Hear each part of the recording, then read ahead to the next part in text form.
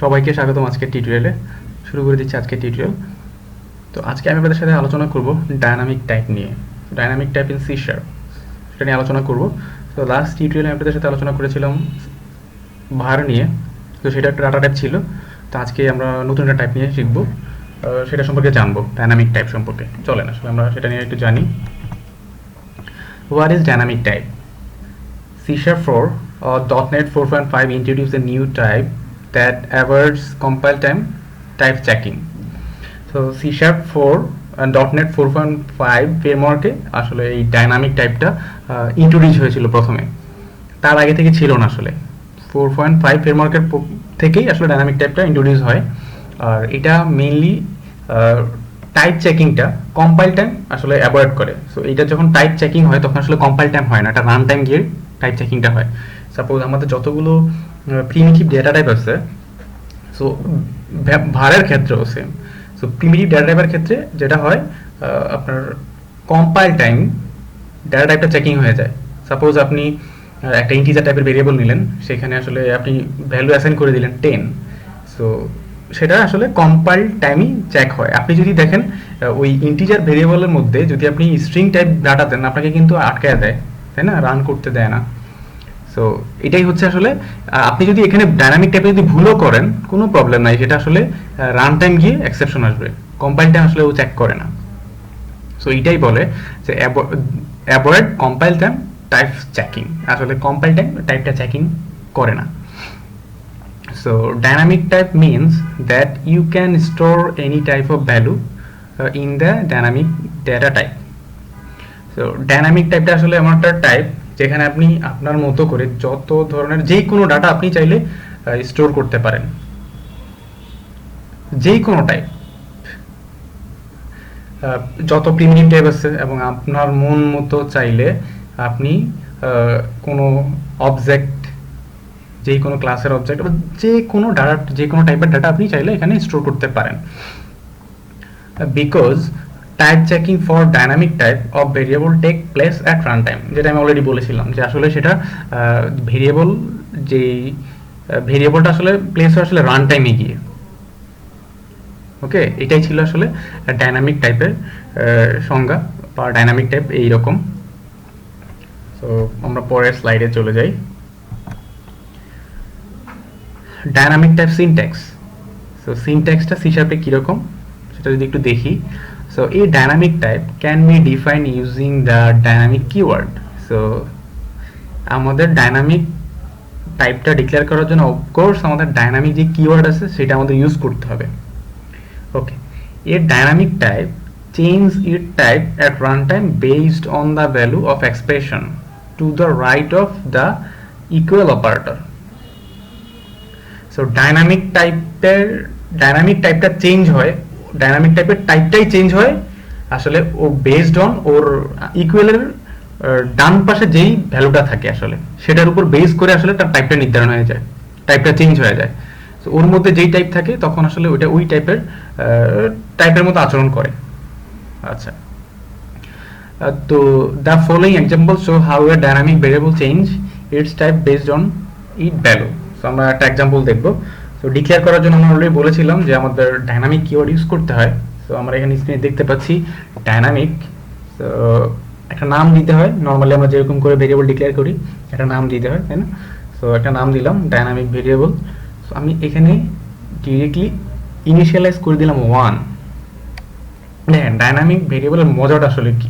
So মজাটা হচ্ছে আমি এখানে বলে দিচ্ছি ডাইনামিক ভেরিয়েবল ভ্যালু অ্যাসাইন করে দিলাম 1, তার মানে এখন এই ভেরিয়েবলটা আসলে ইন্টিজারের মতো আচরণ করতেছে, রাইট?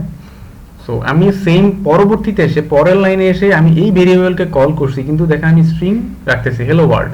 সো এটাই হয় আসলে, আমরা চাইলে এখানে এসে স্ট্রিং রাখতে পারবো, বুলিয়ান টাইপ ডাটা রাখতে পারবো, যেই কোনো ডাটা আমরা রাখতে পারবো, কোনো প্রবলেম হবে না। তো এটাই আছে একটু বিশেষত্ব, আমরা চাইলে আমাদের মতো করে ডাটা রাখতে পারি পরবর্তীতে এসে। সো এই ছিল আসলে ওর সিনট্যাক্সটা। অফকোর্স ডাইনামিক কিওয়ার্ড ইউজ করতে হবে। চলেন তাহলে আমরা একটু পরের স্লাইডে চলে যাই। সো পরের স্লাইডে চলে আসলাম। সো কিছু ইম্পর্টেন্ট পয়েন্টস আমাদের ডাইনামিক টাইপ নিয়ে, তো যেগুলো আমাদের আসলে জানা খুবই দরকার। সো সো আরও যেগুলো আছে এক্সট্রা জিনিস আমরা হয়তো পরবর্তীতে জানবো আস্তে আস্তে কোডিংয়ে যখন যাব। তারপর আমরা ভার জানি, ভার আর ডাইনামিকের মধ্যে কি ডিফারেন্স বিটুইন যদি আমরা বলি তখন আসলে আমরা সব কিছু চলে আসবে আস্তে আস্তে। তো আপাতত এখানে কিছু আমাদের ইম্পর্টেন্ট পয়েন্টস আছে, সো এগুলো নিয়ে একটু যদি বলি। প্রথম, first of all, in most of the cases the dynamic type behaves like object type. So maximum ক্ষেত্রে আসলে ডাইনামিক টাইপটা আচরণ করে আছে অবজেক্ট টাইপের মতো। সো আমরা অলরেডি অবজেক্ট টাইপ জানি, তাই না? সো ইনহেরিটেন্স আমি অলরেডি বলেছিলাম আপনাদেরকে, সিস্টেমে বাই ডিফল্ট একটা ক্লাস থাকে, সো অবজেক্ট ক্লাস। আমরা যখন কোনো একটা ক্লাস নেই বাই ডিফল্ট সে অবজেক্ট ক্লাসকে ইনহেরিট করে। সো একটা অবজেক্ট ক্লাস থাকে। তো ডাইনামিক টাইপটা আসলে ওই অবজেক্ট টাইপের মতো বা যে কোনো একটা অবজেক্ট টাইপের মতো আসলে বিহেভ করে। এটা অবজেক্ট টাইপের মতো বিহেভ করে এটা। You can get the actual type of the dynamic variable at runtime by using getType method. So আসলে ডাইনামিক টাইপে তো আমি জানি না আসলে অ্যাকচুয়ালি আসলে কোন টাইপের ডাটা আছে, রাইট? সো যেই কোনো টাইপের আপনি ডাটা রাখতে পারেন, স্টোর করতে পারেন। সো আপনি তো জানেন না অনেক সময় যে আসলে এখানে কি ডিক্লেয়ার করে প্রথমে ইনিশিয়ালাইজ করছেন আর পরবর্তীতে কি ডাটা আসছে। সো কখনো যদি আপনি ওই ডাইনামিক টাইপের কি ডাটা আছে আপনি জানেন না, সো আপনি জানতে চান আসলে এখানে আসলে কি টাইপের ডাটা আছে, তখন আপনি চাইলে এই মেথডটা কল করতে পারেন, getType। সো এই মেথডটা কল করলে ও আসলে কি টাইপের ডাটা আছে, স্টোর করছে, হোল্ড করে আছে, সো আপনাকে টাইপটা বলে দিবে। Okay, next, it does not support the intelligence in Visual Studio. এখনো পর্যন্ত আপনার ভিজুয়াল স্টুডিও ডাইনামিকের জন্য ইন্টেলিজেন্স দেয় না। সো অনেকে কিছু কিছু ক্ষেত্রে পাবে, সাপোজ ধরেন আপনি এরকম ক্ষেত্রে পাবেন, আপনি একটু আগে মেসেজ বলে কোনো একটা ভেরিয়েবল লিখলেন বা এই টাইপের একই নামের ভেরিয়েবল নিয়ে অনেকবার লেখালেখি করছেন, হয়তো ভিজুয়াল স্টুডিও সেটা ইন্টেলিজেন্স থেকে সেভ করে রাখছে, পরবর্তীতে আপনাকে হয়তো দিবে সেম নাম হলে, কিন্তু নর্মালি আসলে এটা দেয় না ইন্টেলিজেন্স, কারণ ডাইনামিক টাইপে অনেক টাইপের ডাটা থাকতে হয়। ডাইনামিক টাইপ ইউজ করলে আসলে যেই ডেভেলপার বা কোডার তাকে আসলে ম্যানেজ করতে হয়, তাকে ডিটারমাইন থাকতে আসলে এই টাইপের মধ্যে কী কী ডাটা আছে। সো আপনি ভুল লিখতে পারেন, কোনো প্রবলেম নাই, কিন্তু ভুল লিখলে ও কম্পাইল টাইম এরর দিবে না, বাট রান টাইম গিয়ে ধরা খাবেন, রান টাইম গিয়ে এরর আসবে। তো সেইটা ভুল করা যাবে না। আপনার কাছে এখানে কি ডাটা আছে, সো আপনার সেটা ডিটারমাইন হয়ে আপনাকে সেটাকে কল করতে হবে। তারপর যদি কোনো মেথডও থাকে, সো মেথডটার নাম, সিগনেচার সব কিছু ঠিক থাকতে হবে। ভুল লিখলে লিখতে পারবেন, রান করবে, সো রান টাইমে গিয়ে আসলে আপনি এরর ফেস করবেন।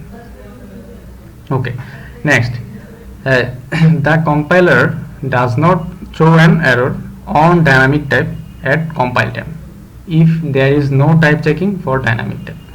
So যেটা অলরেডি বলেছি আমি অলরেডি। সো কম্পাইলার কোনো এরর থ্রো করে না, কম্পাইল টাইমে কোনো এরর থ্রো করে না। তো এখানে এইটা আসলে কোনো টাইপ চেকিং করে না আসলে কম্পাইল টাইমে, যেটা আমি অলরেডি বলেছি। The type of the variable is decided by the compiler at runtime. এই ডাইনামিক টাইপের ভেরিয়েবলটা আসলে কোন টাইপের সেটা আসলে ডিসাইড করে আসলে রান টাইমে গিয়ে। ওকে, ওই যে বললাম, তো এখানে কি টাইপের ডাটা আছে আসলে রান টাইম গিয়ে তখন সেটা ডিসাইড হয় বা সেটা তখন নির্ধারণ হয়, সেখানে তখন বুঝতে পারবেন আসলে কি টাইপের ডাটা আছে। কম্পাইল টাইম সেটা বুঝতে পারবেন না। ওকে, finally, if the variable does not initialize it will not throw an error. আপনি যদি কোনো ভেরিয়েবলে কোনো ডাটা ইনিশিয়ালাইজ নাও করেন তাহলে আসলে কোনো এরর থ্রো করে না। ওকে, ডাইনামিক টাইপের আরও কিছু সুবিধা আছে। সাপোজ ভার নিয়ে যদি বলি, ভারে আমরা দেখছিলাম যে অলরেডি ভার কোনো একটা মেথডের প্যারামিটার আমরা ভার ডিক্লেয়ার করতে পারি না, কিন্তু আসলে ডাইনামিক দিয়ে সেটা করা যায়। ওকে, সো আরও আমরা সামনে আস্তে আস্তে দেখব। তো এই ছিল আমার আসলে আমাদের ডাইনামিক টাইপ নিয়ে কিছু বেসিক আলোচনা। তো পরবর্তীতে আমরা কোডে যাব, কোডে নিয়ে আলোচনা করব। সে পর্যন্ত ভালো থাকবেন। আল্লাহ।